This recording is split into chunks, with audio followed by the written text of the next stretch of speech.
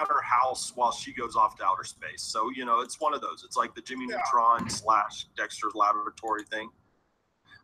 I don't know. It's kind of just, it seems like it's just dead weight. Jimmy Neutron's awesome, you nerds. It just seems like it's dead weight. I mean, if you wanted to try and, like I said, maybe miniseries or something with it, I'd be okay with, but keeping it as an ongoing, I don't see the point. Okay, how about you, Moriyasha? I'd say, I would say you could change Moon Girl in some ways, but definitely axe zombies. We've had enough Marvel zombies. We don't need any more, in my opinion. I was going to do that next. I totally agree with that. It has definitely been done to death, you guys. I forgot about the zombie one. Did that? I was going one at a time because there's okay. time. All right, yeah. All right, what about you, Ms. Captain Frugal, for Moon Girl and Devil Dinosaur? You know, I like companies having books for kids. So with that, I would keep it, but I would definitely change it. Whoa, creepy, Captain Frugal. It's not selling. Before can say all he wants. It's not. You can pump up Scholastic all you want. It's not flying off the shelves in Scholastic either. So yeah, and you're a teacher, so you've actually got a little experience with the Scholastic, no? I have access to some stuff on that and things. We'll put it that way. Teaching's kind of terrible, Captain. Let me ask you a professional question. My kids, when they were learning to read, they learned to read on National Geographic articles and, you know, Scientific American. And I didn't. Ha, nerd. You're such a nerd, man. Do we really need Scholastic dumbed down literature for kids? No, and that's part of the problem. If it's changed and it's written better, they're too dumb to understand things, and they could. That's like true. Stories too. Oh, you know, that's really true, Captain Frugal. Smarter to pick up on a lot more than what people give them credit for. Now, the difference between that stage is getting them to the reading level to be able to read that material. So, yeah, we need to dumb down stuff before that. But once we get to that point, kids can really comprehend a lot more complex stories than a lot of these companies are giving them credit for. We have a good point, story Captain. in the family. This was the reason why I taught my kids that way is because I was taught that way. We've got a story in the family of me at age, I think, 4, and I'm sitting on the floor of my grandparents' house, and one of my great uncles comes up and he's looking at me, and I'm looking at the magazine article, and he's expecting me just to be looking at the pictures of the I think it was orangutans, and so he's like, "What you reading?" And instead of describing the pictures, I go into an in-depth summary of the article. And he was, boggled because the 4-year-old can understand, Right. Hey, stop patting yourself on the back. That's kind of lame. Yeah, they don't. On to Marvel Zombies 2. Before we do that, checking the comments here, we got Pages says they shouldn't make it dumb. They should make it fun and interesting. That's what we're talking about. Now, I think if they smarten it up a little bit, like I say, you guys heard my pitch for Moon Girl and Devil Dinosaur. I learned to read in the 70s, Superman and leading the superheroes. Oh, we had the same upbringing. Doctor says they need to take some of these books and turn them into digest format bookstore books. That actually, I think, would be good for a lot of the kids' books and such. That's interesting. Sponges. Yes, they are. Spill. So there you go. They learn already. They learn quickly. I read Zombies Assemble too. I read the Zombies Assemble. This is a Japanese anime or not anime. I'm making that same mistake again. Japanese manga that has been just. It's manga, you uncultured fool. Japan and put it in comic book form. So what happened? It's basically the zombie virus gets loose in the Avengers Tower, and they're trying to save themselves before everybody turns. Moriyasha said, "No more zombies. There's enough zombies." And Marvel kind of overdid it with the Marvel zombies, which everybody liked. But okay, how about zombies? I just don't need more. Yeah. And this is not them. This is a whole different take. So you're the fan of everything Japanese. What do you think about Zombies Assemble? Wait a minute. First, I'm not the fan of everything Japanese. Did I say Night Wolf and I said Frugal, didn't you? Okay.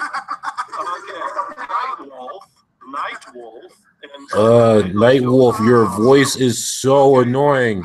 God, Zombies is played Jesus. out enough as it is. No offense, man. Oh yeah, probably just accept. There's no reason for it to exist, unless you're gonna come up How with about an you, Frugal? interesting idea for it. I'm not interested. Well, how about you, Frugal? I love zombies a lot. I mean, I love the Evil Dead zombies. You know, I'm a huge Ash fan. I love The Walking Dead. But I haven't read that. There are too many I don't know what to say about zombies, that. you fools. You know? So, Okay. sorry. Now, Chef Jack, do you have an opinion on this? Kill it. Oh, Kill it. Chef Jack, I'm just tired of the series. We've only been seeing this now for what? How many years? No. Well, yeah, the first Marvel Zombies. This one's different. It's, I'll tell you what. Right away, I have read it, and it is just boring.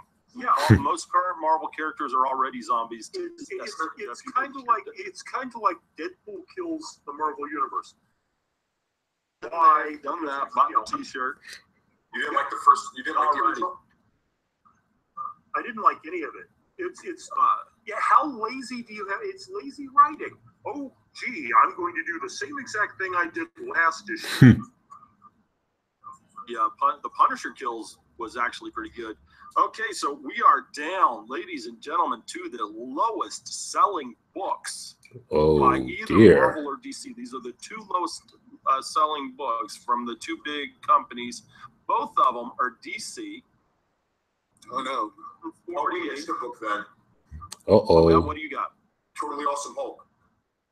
No, we that's covered that another one. issue. Well, That's a different issue of a book we've already done. Ooh. All right, I thought it. Okay, never mind. This is number 248, which is sold 5,760 comics. 295 was the next DC, selling 4,209.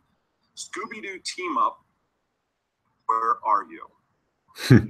Scooby-Doo teams up Scooby-Doo with DC character, and Scooby-Doo Where Are You is an adaptation of the cartoon. Oh man, I love Scooby-Doo. That sucks that didn't do well. I'm gonna say these are two keepers. Mainly one because they are focusing on the younger audience, because they're actually fun.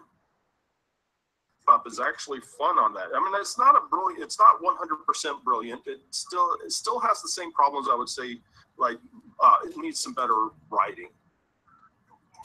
But I think they're actually entertaining. However, Scooby-Doo. back in a second. Huh? Okay.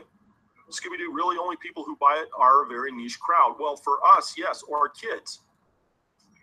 Yeah. They really are aimed at children. I think Children's cartoon from the 70s. they need to be changed into digest form and put in the grocery stores, where kids can find them. Good idea. I love What do comics. you think, Mariasha? I think there's no need for Where Are You? It's just an adaptation of the show because the show's still so good and you can still find it pretty much readily available anywhere. Not a direct adaptation. Not a direct adaptation. All right. Then yeah, I think you can keep it then. I mean, Scooby-Doo stories are always ridiculous and convoluted to the point where they don't make sense until the end, and even then they still don't make sense. But, Oh, shut up. Scooby-Doo is fucking amazing. I mean, I see it like there once a month or whatever. I'll pick it up and like sift through it occasionally, and I'll be like, oh, this is actually a pretty neat concept. Like, yeah, I'd say keep them both to their own little special things. So how about you, Frugal? What do you think? I'd keep them both, but I'd also put them in digest form with a reduced price and start putting them in more accessible places, grocery stores, or even bookstores, 7-Elevens. Or stuff like that. Or Yep, that would be really great. The places we used to find when we were kids. Yeah. Yeah. And we would find our comic. Yeah. Even in toy stores. How about you, Knight? Toy stores. Toy stores. I'd Hell probably yeah. be in the same boat, like what Captain Frugal said. Put them in more digestible forms and easily accessible to kids. Okay. Or heck, put them on the Scholastic list. So these ended up not being so much saved, but we changed them. So I wouldn't put them on a recommended list. Leave them the way they are. But Yeah, would you I think still they're put them? both pretty damn effective as kids' books. Yeah. Okay. Okay, that's cool. Well, We just we need to find a way to get really it argue to that read because it. they are fun. Let's see what we're saying in the comments section. Why don't comics sell in other places? That's a really good question. I fear what the social justice would do with it, though. Okay, 7-Eleven in the magazine sections. I'm sorry, they're going quick because of Diamond. They don't need to sell a bunch. That's right, because of Diamond. All comics need to be back in spinners everywhere. We're never going to see the numbers like this again. While Diamond has a stranglehold on the market, the direct market was a blessing and a curse. Point of view right there. And even trades aren't sold everywhere.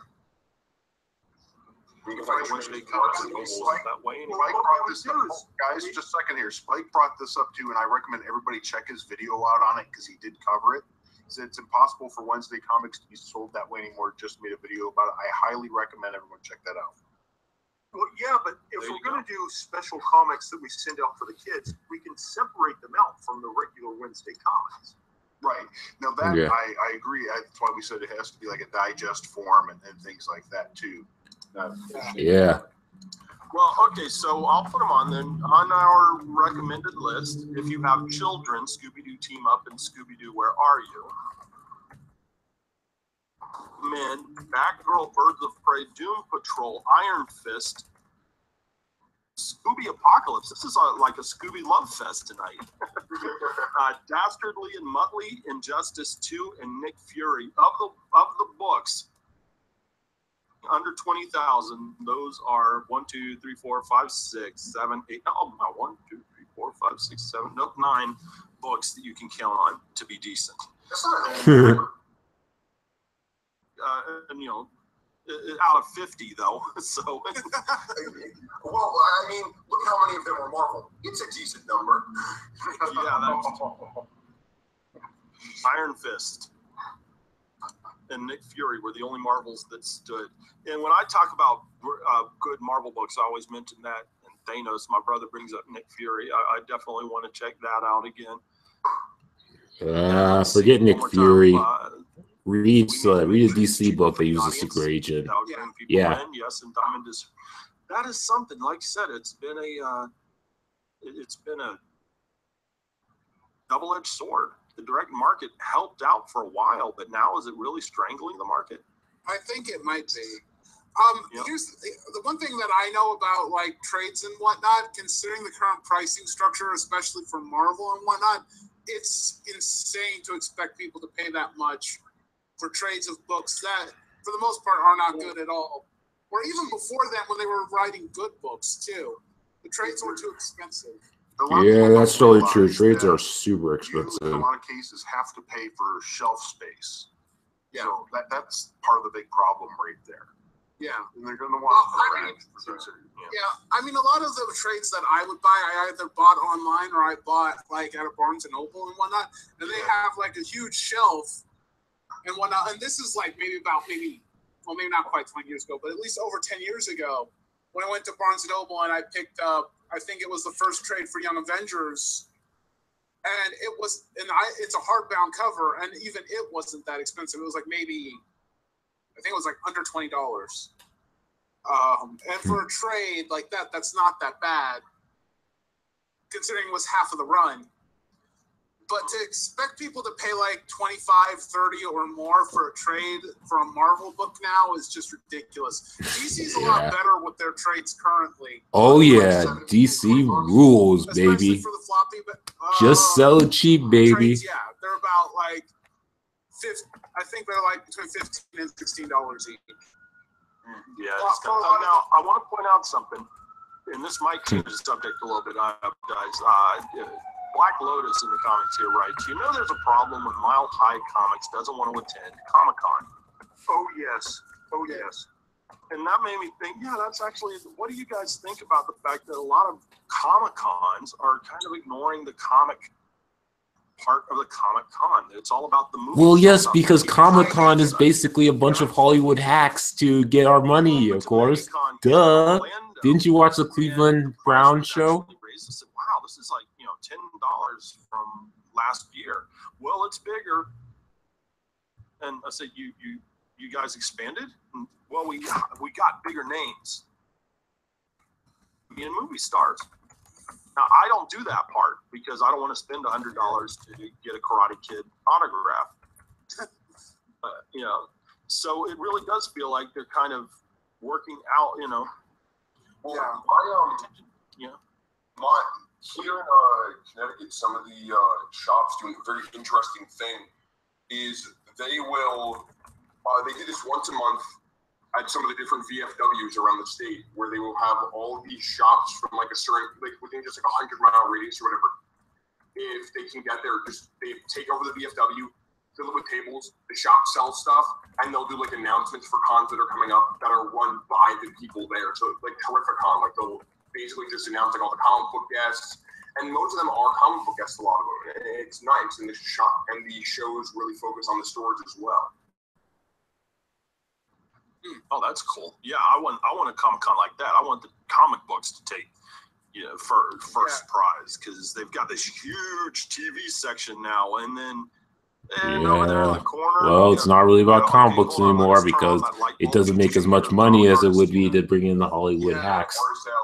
Getting that way. Now, here's something, and I was actually this is coming up, and I was actually thinking of maybe a Kickstarter to help us out. But Dan Slott is going to be at the Miami Comic-Con, and I would love to go there wearing that Dan Slott blocked Davius T-shirt just to get him to sign it.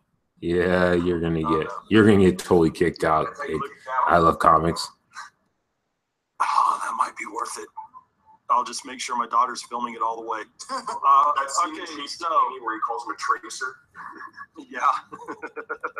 Jose Velez, Rob Liefeld is going to be in the Raleigh-Durham Con in November as the main guest. All thanks to Entourage when they did an episode in San Diego Comic-Con and brought in all the floodgates. Actually, I think Screw Entourage for messing that up. you know, it's actually a little bit worse than that because the audience. I remember I watched a video on this, and you know, it's mainly theoretical.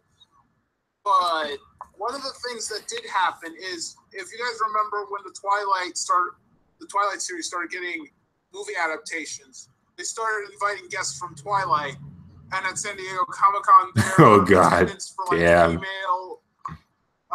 More female attendance went up, and more fans of that particular series went up. Well, and yeah, it makes sense. sense. See, like the lines got longer. And like everyone has been saying, like movies and TV shows became the focus opposed to the books itself. So there's a lot of factors that have kind of increased the, you know, attendance numbers, especially for bigger cons. Yeah. Back in the 90s, I was part of a group that did a con here in Orlando called TackyCon. And we tried to be as we would invite comic book people, we'd invite TV people, movie people. And the only time we actually concentrated on one, I guess, source of celebrity, if you could call it that, was the time that we had the entire cast of Babylon 5. Oh, that's neat. The only reason we had that was because one of the actors, his agent decided we were too small change to even give him the offer. And when he heard about it, he called us and said, "When's your next con? I'm going to be there, and I'm going to bring some friends." But before that, we were bringing, you know, I mean, the con that we put together that we had Neil Gaiman come to, we also had, we had a couple of guys from the Road Warrior. We had Mark Reinhagen from White Wolf Games, you know, that they made Vampire the Masquerade. We had Mark Frankel, who was in a TV vampire show. We had, you know, and we just tried to get everybody included, and we never let any one particular part dominate over the other. Yeah. You know, this is the way that the concept, It's changed now. It's different now with how popular. You know, Not just superhero movies, it's cosplay, anime, video games, other genres and mediums that have gone popular. Basically, cons have become game, which is why so much of this craziness happening, these, you know, hacks. DVDs and things like that, and video games and CDs, I believe. yeah. Well, there we go. Hey, we had an answer. All right, Spike says San Diego Comic Con is now a franchise fair. They only care about the ticket sales, and they are great at it. And that's what. Did you guys? There is a there's a documentary about it. Yeah, and they actually Mile High brought in this comic that was like worth around $500,000, and like nobody's walking up even to look at it. I have a bad. What is it on? It was Red Raven #1. Yeah. No, what is the I saw it on Netflix. The documentary is the history of San Diego Comic Con. All right, I'll look it up right now. All the way back from the days when it was held in a basement. Yeah, but Comic Con being so small it could be held in a single basement. And it's, yeah, I actually Basement dwellers. I don't know if it's a bad habit, but it's something I like to do. When I go to cons, I ask them, can I hold this? And then I get a picture taken with me in a really valuable comic book just to know that I held one. Yeah, it's silly, but I've got one with Batman #1, Amazing Fantasy 15. So that's kind of weird, but I know I'm never going to afford it. So I'm looking for golden age expensive books to buy just to photograph with me. I'm looking for a decent Wiz Comics #2. That'd be awesome. I did that the other day with a video game. I took a picture. I took a picture of like just my hand on the glass above stadium events. Yeah, I want this. I don't do a lot. Yeah, it's like Yeah, I really loved Kineticon. That was such an awesome convention to go to, especially compared to Emerald City Comic Con. There aren't very many. I mean, in my area, the closest places I can go to is in Seattle and Portland. James. Oh, sorry. Yeah, go ahead. Sorry. James Hayes says nothing bad, man, but I'm surprised they let you hold it. I'm a 40-year-old guy. You know, and I'm kind of fat. I'm pretty sure that people behind the counter could catch me, so I don't look like somebody who's going to be rushing out with their book. That's true. I will say this though: going to the sci-fi cons, I have managed to make friends with some amazing people. I mean, I'm actually friends, and I mean friends with like Prince Jr. and I met Eddie Deason at a con. Eddie Deason, who was the voice of Mandark in Dexter's Laboratory, and he's the quintessential. Ooh, Mandark was awesome. If you've ever seen Grease back with John Travolta and Olivia Newton-John, he was the geek who, what's his name? I can't remember the name of his character now. But he's played every geek in Hollywood. He's a really nice guy. When I met him at a con, and we still talk. Yeah, he's one of those faces that when you see him, you go, oh. Yeah, He's that guy. Eugene the geek. He's the guy at the end who throws the pie at Sid Caesar, the coach. I would like to point. I'm sorry. I'm reading in the comments here. Jose says roughly 6 years older. Cleveland Brown says I sound like a college student. Thank you very much. And the point being is, I get called Old Man Comics, and I'm not the oldest one here. Nope. He's still old. Maybe the oldest one in the group because Anya is older. Nightwolf sounds older, so I don't know. What are you talking about? I'm just kidding. I sound like a child. I have shoes older than Nightwolf. I'm pretty sure I'm the youngest person in the group. I could believe that. Here, Nova Prime just mentioned something here, and I've been thinking about this. Since nobody is buying SJW Marvel books, will they be worth more later on if the market recovers since there was less of them made? I think yes, especially stuff like wait a minute. For something to have value, it must also be in demand. Yes. Maybe in years. But what we're talking about is say the market recovers. It becomes like the 90s or the early 80s. Now you have characters like Moon Girl and the Devil Dinosaur that had a first appearance. Forget Moon Girl. Fuck her. That's a terrible con. Give me Moon Boy, bitches. I'm just going by my memory of the market during the 80s and 90s and the fact that how many of these books that we wanted that had low print runs, the X-Men weren't selling well. So when they became the big thing to own, those books jumped. Yeah. I mean, only first appearances I think will jump anything if they have. You're assuming later on people are going to want these characters or these books. Well, these characters. And that's a big enough. No, I mean, they're in the dollar bin now, as one of the comments said. Well, they're in the dollar bin. Yeah, they're in the dollar bin now. In 100 years, when there's only 18 of them surviving, it's entirely possible that somebody might go, well, I want one of those, and be willing to pay $2,000-$3,000 for it. Oh God! $3,000 to wipe my ass. I am. Oh, you are disgusting, Nightwolf. That is very true. The problem with this time though is like, and I'm going back, of course, to when the market was incredibly huge. We picked up number ones who have 15, 16 number ones for one character. Right. So it's like, okay, so what's the special one? There isn't. So that might actually hurt it. Right. Yeah. So what else do we Digital got? comics means there's no reason for people to be curious about these characters. You know what? Digital comics are probably going to eventually take over the market. I think that it's going to happen so that eventually. Man, fuck those digital 100% comics. of all comic book sales are going to be digital. The thing is, Comics. but it's going to happen. Yeah. Aw, I like my paper, bitches. Here's the thing: the collector's market is going Fuck to your stay collector's strong market, bitch. for as long as the comic book exists. As long as the physical books exist, there will be people who prefer to have their comics physical, not as comics they can read, but as art objects. A point. Wasn't there a statistic recently within the past year that says that the amount of print books being made is actually going up because people are buying more of them? That sounds interesting.